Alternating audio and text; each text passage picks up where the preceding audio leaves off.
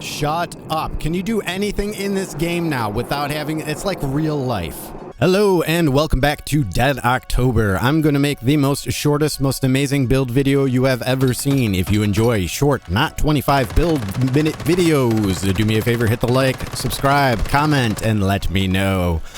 I spent 7 hours yesterday playing around with this build, putting it together and all this and that live on stream right here on YouTube. If you want to see all the footage of that, the build in action, go ahead and play it, look it, watch it, comb it over. There you have it.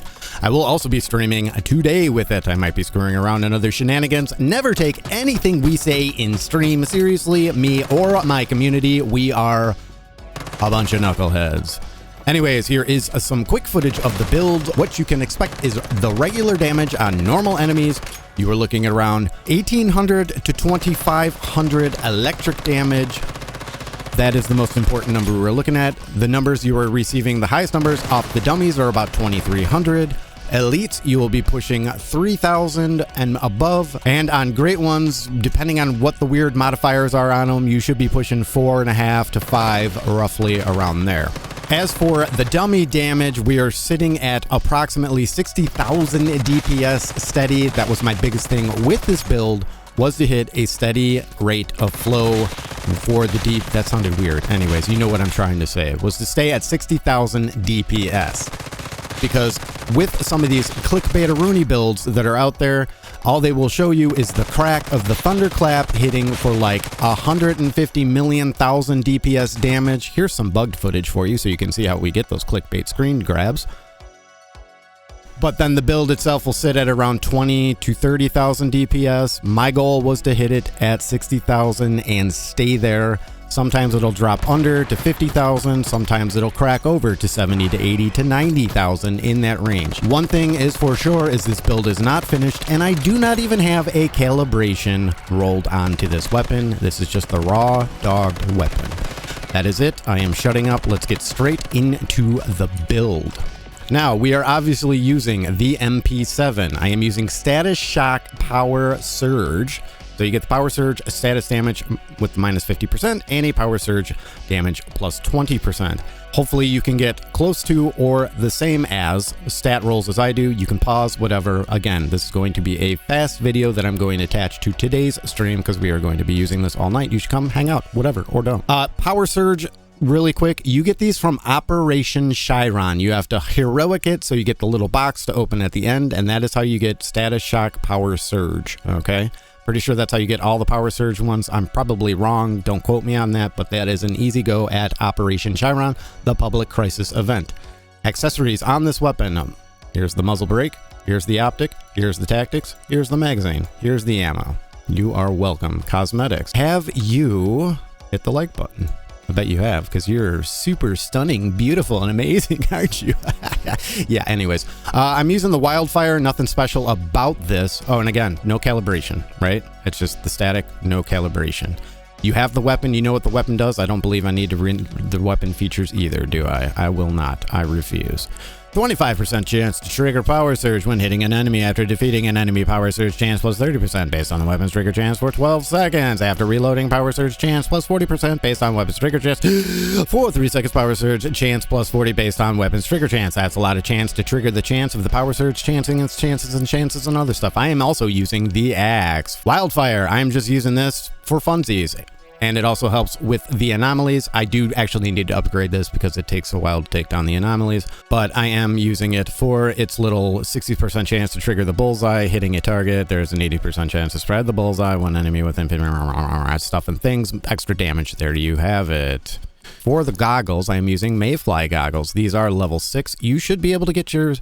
These are a level 4. You should be able to push yours to that as well. This is the highest rolled tier piece on the build, but if you're in the second season or you're going from the second season, third, you know what I'm saying, just roll it up to 6. You'll be able to do it. If I could do it, you could do it as well. As for the mod, we are using Deviation Expert. Range minus 25%, fire rate plus 10%, status damage plus 20%, and again, I have all Elemental Blaze Frost, damage against elites, damage against great ones, weapon damage reduction. I would prefer to have, you know what, I'm going to say it. I am going to say it. Magazine capacity.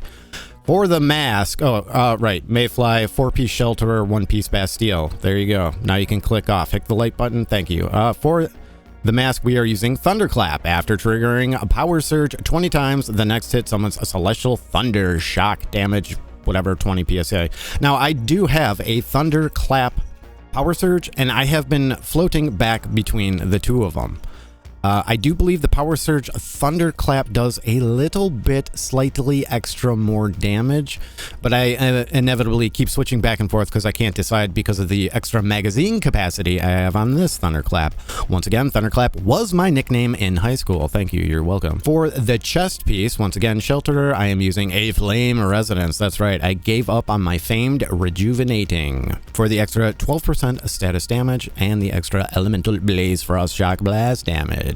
The Pantalones. This is where it gets weird. I'm using a Bastille. I know, everybody's favorite, my favorite, your favorite. And we are using Precision Charge Talents. For every 10% weak spot hit rate on the previous magazine, elemental damage plus 4%, up to 24%, lasting for 10 seconds. Reloading resets the calculation. This is very important. This is a very, very good mod. This is what is giving you all the damage that we are damaging in Damage Town. Now, normally a lot of people would be using, and most builds are using, status amplification when the magazine is empty. Status damage plus 10% for 12 seconds. Effect can stack up to 3 times. This, I don't know, doesn't work right. I don't like it. It's gross, it's nasty, and it does not give you enough damage at all. And also, the reload time without a calibration on this weapon is astronomically large. It takes forever. And I also am probably going to use the heavy style mag on this, so that way I'm pushing probably 100 rounds, maybe not that many, 75 rounds in the mag. So that's another minus 30 on the reload speed. So you might want to start speccing into some reload speed. I'm just saying, or more mag capacity, because that reload time is going to be astronomical. I have even considered taking off Bastille and putting on that other set that gives you the extra 15% reload speed, but you know, that's a different video, different time, different clickbait.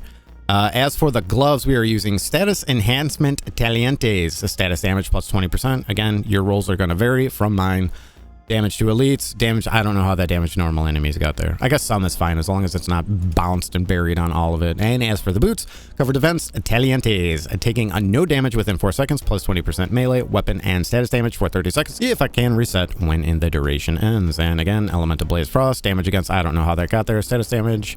And yada yada. Now, one thing I have learned about all of this, let's make sure our weapon is out. We inventory. Now, as you can see, we have our status damage at 100.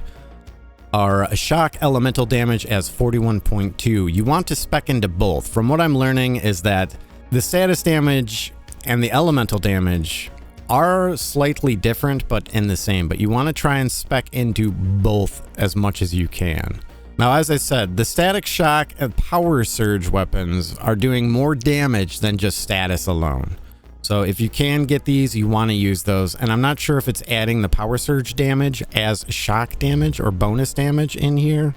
That should be good. Hopefully my weapon stayed out. Oh, there's the power surge bonus damage all the way at the bottom. So an extra 24 technically on that, 40, you know, math, major scientific studies and stuff like that. So that is really good. Excellent.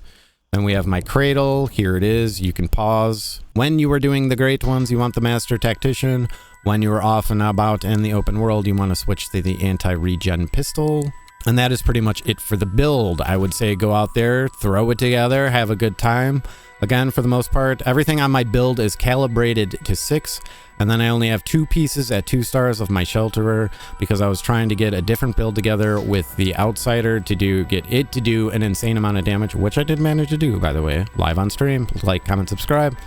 And yeah, if you have any questions, anything else, again, I will be live right when you're watching this tonight and probably every other day for the rest of the week, because that is what we do here on Dead October. Like, comment, subscribe, and all those other things, and hopefully you have a fantastic rest of your day, because I'll be seeing you soon. Again, I didn't use any food, nothing in this video. No food buffs, no nothing, no buffs on the dummies. That is it. Goodbye. Have a good day. See you soon, hopefully on stream. Ta-da, ta-da, ta-da, ta-da, ta-da, ta-da.